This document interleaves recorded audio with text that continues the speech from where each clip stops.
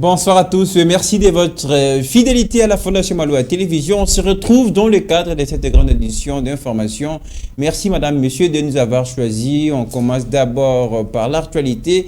Sachez que le chef de l'État, Félix-Antoine Tshisekedi Tshilombo, a lancé la mise en circulation de bus Transacadémia ce vendredi 24 février 2023 à l'Institut supérieur des commerces. Une promesse qui date depuis janvier 2022 a finalement vu le jour et constitué un ouf de soulagement pour les étudiants congolais qui vont devoir profiter de ces bus. Reportage.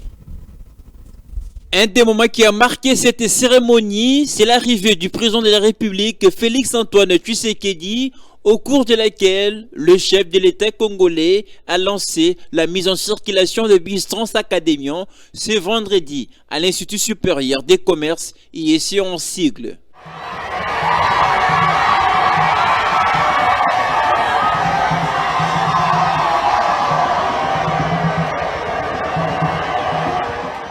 Attendu depuis plusieurs mois, les étudiants congolais peuvent faire un ouf de soulagement. En effet, cette remise officielle était annoncée, voici, il y a de cela une année. Depuis janvier 2022, Félix-Antoine Tshisekedi Tshilombo, président de la République, avait remis, à titre symbolique, le 101er lot de bus Transacadémia aux responsables de cette nouvelle société. Depuis lors, plus rien ne s'était fait et signalé. Notons que d'autres bus Transacadémia seront distribués de manière progressive à d'autres universités. Ici est rappelé, plus ou moins 600 bus seront disponibles pour les étudiants de différentes universités et instituts supérieurs de la République démocratique du Congo. Le président de la République, Félix Tshisekedi, a lancé effectivement le projet Transacadémia ce vendredi 24 février 2023. À la fin de la cérémonie, l'ambiance était totale.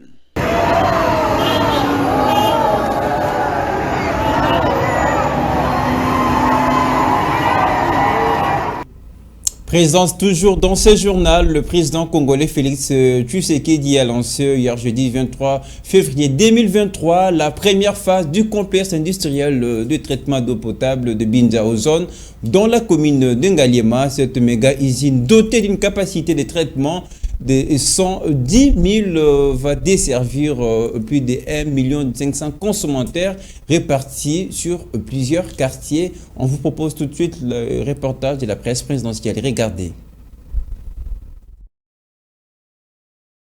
Un gigantesque complexe industriel de traitement d'eau. L'ouvrage qui sort des terres ici au quartier Binza Ozone dans la commune de Ngaliema est simplement éblouissant.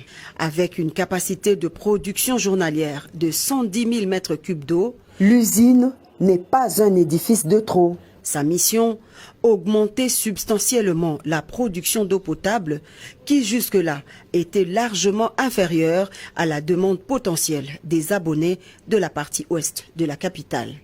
Ozone va traiter et fournir de l'eau potable aux populations des communes de Ngaliema, Mongafula, Kimtambo et Selembao, des municipalités dont la plupart des robinets ont longtemps servi de simples décors aux utilisateurs. Véritable pari gagné pour le chef de l'État, Félix-Antoine Tshisekedi Tshilombo, qui, à travers ce geste de haute portée sociale, vient de lever le drapeau blanc, mettant ainsi fin à la guerre de l'eau dans une bonne partie de la ville de Kinshasa. Excellence, Monsieur le Président de la République, chef de l'État, cette œuvre est la vôtre. Elle est la matérialisation de votre vision. Alors que la nature nous a doté d'immenses réserves en eau douce, plus d'1 500 000 personnes ont eu de la peine, durant 10 longues années, à accéder à l'eau potable au robinet en quantité suffisante et de bonne qualité. Une unité supplémentaire ultra-moderne de captage, de traitement et de distribution d'eau, fruit d'un partenariat entre le gouvernement et la Banque mondiale, dont le financement s'élève à 72 millions de dollars américains. Une initiative louable qui s'intègre parfaitement dans la vision du chef de l'État, Félix-Antoine Tshisekedi Tshilombo, fondée sur l'humain et son bien-être. Au nom de la Banque mondiale et de son directeur des opérations absent du territoire national, cet investissement fait partie du projet de développement multisectoriel Résilience urbaine de Kinshasa, L'expansion et la croissance démographique de la ville de Kinshasa constituent un défi important à la fourniture de services urbains à ses habitants. La réalisation de cette première phase va desservir près d'1 500 000 abonnés. Elle a 3 fois la capacité de celle de Lemba Imbu qui donne 35 000 mètres cubes par jour. La Régie des eaux, maître d'ouvrage de ce vaste projet, s'est engagée à offrir à ses abonnés un service régulier et professionnel. Comme lors de la pose de la première pierre le 23 décembre 2019, le président de la République est revenu personnellement sur ce site pour couper le ruban symbolique de cette nouvelle usine qui vient s'ajouter aux 6 autres existants à travers la ville-province de Kinshasa.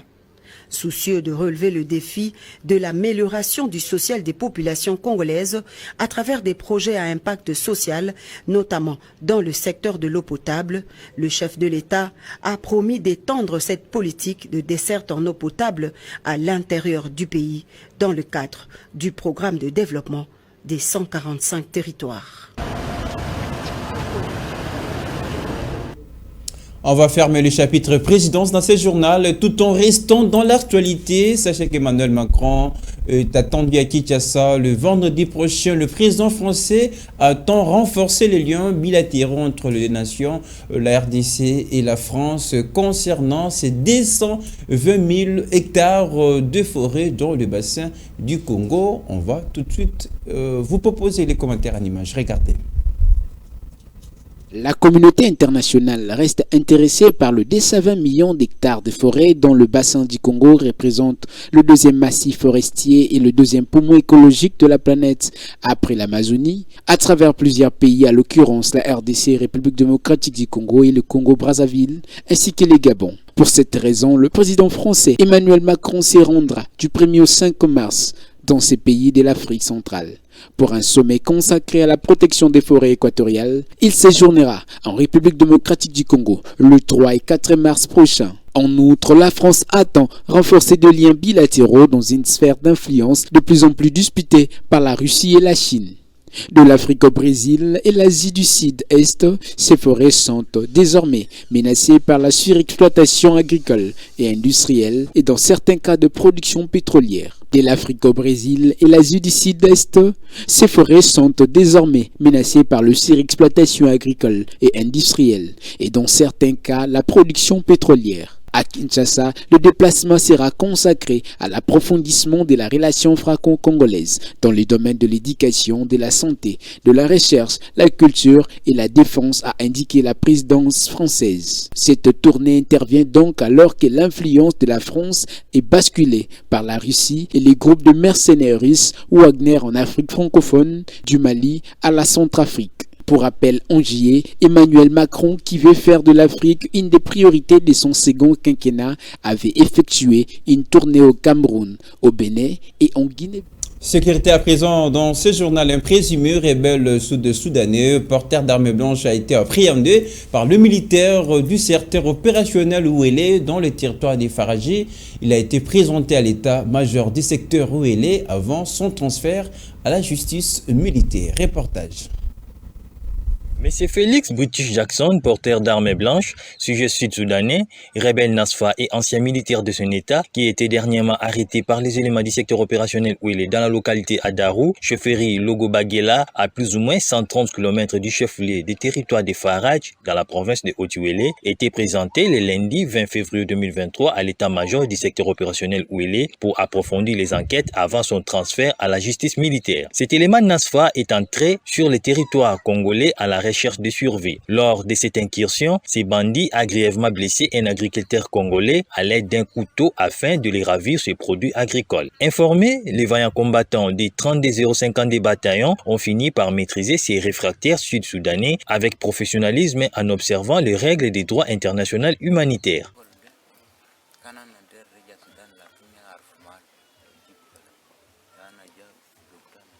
Je viens du Sud-Soudan pour me faire soigner à Ngokolo en RDC. Chez nous, il y a les hôpitaux, mais je peur qu'on ne puisse pas me tuer par l'Indinga, un tribu de chez nous à qui on ne s'entretienne pas. Je suis élément de la rébellion Naswa, mon chef s'appelle Ramada. Je n'avais pas l'intention de faire du mal à quelqu'un, sauf que je m'étais approché auprès d'un paisible cultivateur congolais pour lui demander la papaye. Pas peur, ces derniers a alerté à la population et elles sont venues et m'ont tabassé. Tous mes effets militaires sont restés auprès de mon chef Ramada. Les couteaux que je détiens me servent de cuisson et non pour faire du mal aux autres. Au moment de mon arrestation, je ne suis pas torturé par les soldats congolais. Depuis un certain temps, il s'observe un regain de sécurité créé par ces rebelles sud-soudanais, mais les éléments des 32 des bataillons du secteur opérationnel Ouélé, sous commandement du lieutenant-colonel Kalala Lengos sont déterminés à éradiquer ces phénomènes dans cette partie de la République.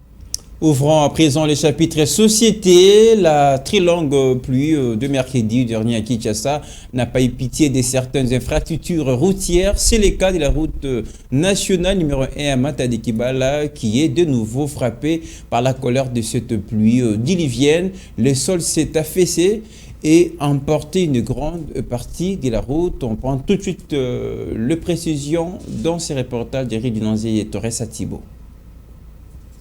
Il ne s'agit pas d'un film, mais plutôt d'une réalité. Les habitants du quartier Matadi-Kibala ont été surpris par les dégâts de la pluie torrentielle qui s'est abattue à travers la capitale. Un éboulement des terres surprise qui a permis au caniveau de céder.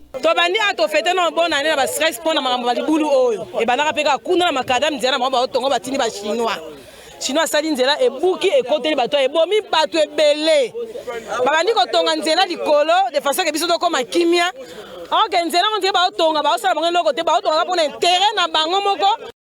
C'est au niveau de la route nationale numéro 1, plus précisément à la place Matadi-Kibala, qu'une partie de la route nationale numéro 1 n'est plus praticable.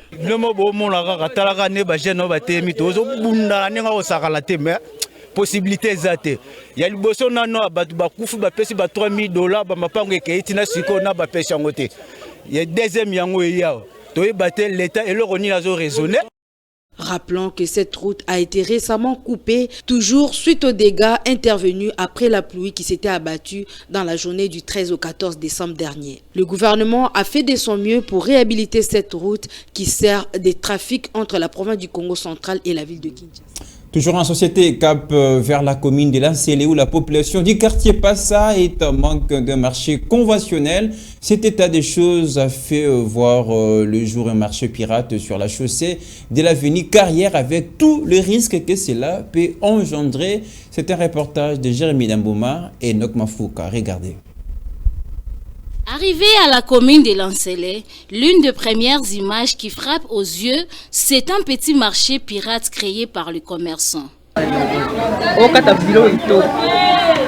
Le vendeur de ces marchés pirates se plaint du fait de vendre debout avec les marchandises sur la tête en pleine rue. Certaines vendent à même le sol avec tous les risques que cela implique. Nous n'avons pas un marché. Nous souffrons. Que le gouvernement fasse quelque chose. Nous marchons avec la marchandise sur la tête. Nous cherchons des places pour la déposer et ils nous chassent. Finalement, nous n'avons pas la paix. Que le gouvernement trouve une solution. Ce n'est pas seulement le fait de vendre debout qui constitue leur plainte. Les commerçants exigent surtout la construction d'un marché conventionnel de la part du gouvernement avant que celui-ci ne se décide de les évacuer, car ce commerce est pour eux le seul moyen de nourrir leur famille. Nous n'avons pas un marché. Nous vendons sur la rue. Ce n'est pas un marché, mais la parcelle d'autrui. Les soirs, nous payons les tickets. Il faut que le gouvernement s'élève pour créer un espace qui nous servira de marché. Les routes sont faites pour notamment la circulation d'engins roulants, mais certaines deviennent un lieu de commerce par manque de marché qui crée des embouteillages et des accidents de la circulation. La route carrière complètement délabrée, la population sans eau de la régie des eaux depuis des lustres. Et voilà le calvaire quotidien de la population de cette zone du quartier Passa dans la commune de Lancélé. Les habitants de ce milieu se disent asphyxiés. Jeremy Damboma et Nogmafouka encore une fois de plus. À la commune d'Elancélé, précisément sur l'avenue Carrière, la route n'est pas bonne à voir. Il y a des nids de poules ça et là, des sacs remplis de sable pour empêcher des érosions qui progressent dangereusement, créant aussi des inondations pendant les pluies. On parle aussi d'une bonne quantité de sable sur le sol, au point que cela rend difficile la circulation pour le motard. Les habitants de cette avenue n'ont que leur voix pour interpeller les décideurs. Si nous n'émettons pas des sacs de sable, donc c'est triste. Lors de pluies qui s'annoncent souvent au 4e mois, il y a toujours des inondations chez nous. Que l'État nous aide avec cette affaire de route. Terre jaune était comme notre route, mais ils l'ont arrangé.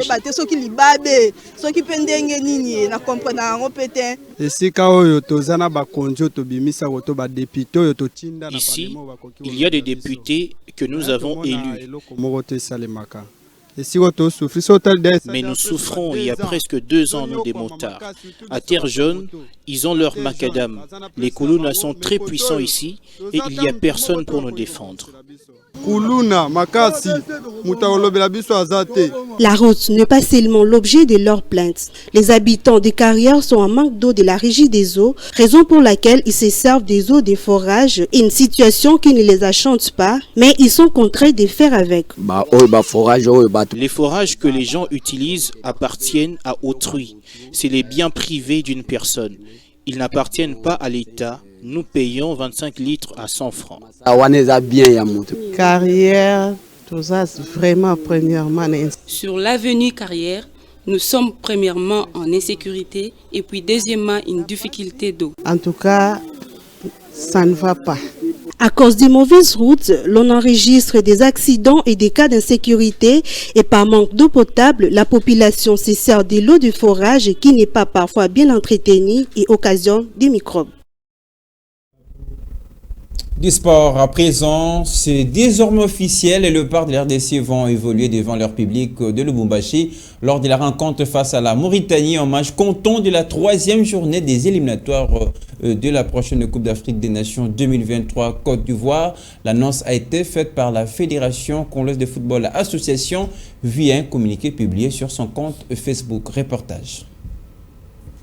Initialement prévu au stade Japoma de Douala au Cameroun, le match de la 3e journée des éliminatoires de la Coupe d'Afrique des Nations Côte d'Ivoire 2023 qui va se jouer en 2024 entre les Léopards de la République démocratique du Congo et les Maraboutoun de la Mauritanie se jouera finalement au stade TP Mazembe de Lubumbashi le 24 mars 2023 à 13h, temps universel, 15h, heure locale. Le source proche de la Fédération congolaise de football association affirme que le secrétaire général aurait transmis à la CAF le nom de ce stade dans une correspondance datée de ce jeudi 23 février courant. Signalant que le stade de TP Mazembe est le seul homologué au pays par la Confédération africaine de football. Plusieurs internautes de joueurs internationaux étaient contre le choix du stade Japoma de Douala au Cameroun avant que la FECOFA n'annule sa première décision. Il s'est de rappeler que la RDC compte 0 points après les 2 premières journées dans ce groupe. On rappelle évidemment la défaite contre le Gabon et contre le Sud-Soudan. Et puis avant de terminer ce journal en parlant justement de cette décision de la Fédération congolaise de football association qui a finalement renvoyé ce match RDC Mauritanie à Lubumbashi. Fanfan Bitangila et analyste sportif jette de l'eau propre aux autorités sportives qui accusent de la mégestion en tête du sport congolais. On va l'écouter. Je pense qu'aujourd'hui, noir sur blanc, ça vient de sauter aux yeux de tout le monde, de tous les compatriotes, et même à la face du monde, que nous avons des autorités sportives farceuses, en commençant par le ministère en charge des sports, jusque même à la Fédération congolaise de football. Vous avez vu un tout petit peu ces ping-pong qu'il y a eu au niveau des 2 instances, si je peux les dire ainsi, sportives. Le ministère qui s'accapare de tout le pouvoir régalien de la Fédération congolaise de football, football qui à un moment donné échoue, et la FECOFA qui fait un choix d'un stade au détriment de l'avantage ou encore au détriment des Congolais. Et puis après, on s'est dit, ce n'est plus les sélectionneurs qui avaient décidé à ce qu'on aille à Japoma sur une pelouse naturelle. Ça devient pratiquement un petit scénario où on prend les gens comme qui dirait ce sont des petits messieurs. Non, les Congolais méritent mieux, les Congolais méritent du respect, et ce n'est pas dans une jungle où nous sommes. Nous là, nous demandons à ce que le chef de l'État, qui est le garant vraiment de cette nation, puisse frapper fort en ce qui concerne le sport cette fois-ci, parce que le sport qui était jadis quelque chose qui unissait, aujourd'hui pratiquement facteur de division, ce qui n'est pas du tout bon. Donc je demande à ce que au niveau du ministère, avec ce qui s'est déroulé, l'histoire des Bacolés, l'histoire pratiquement de la réhabilitation des stades de l'État, avec tout ce qui a eu lieu comme catastrophe au niveau du Chan, il faudrait que le ministre puisse s'expliquer, mais également du côté de la Fédération congolaise de football. Dans Daniel Dacruz était à la réalisation de ce journal. Torres Thibault et Nok Mafouka m'ont aidé à préparer ce journal. À vous tous, merci d'avoir suivi l'Architecture en continu sur notre chaîne YouTube. Tapez Fondation Maloa Télévision. À très bientôt avec le même plaisir.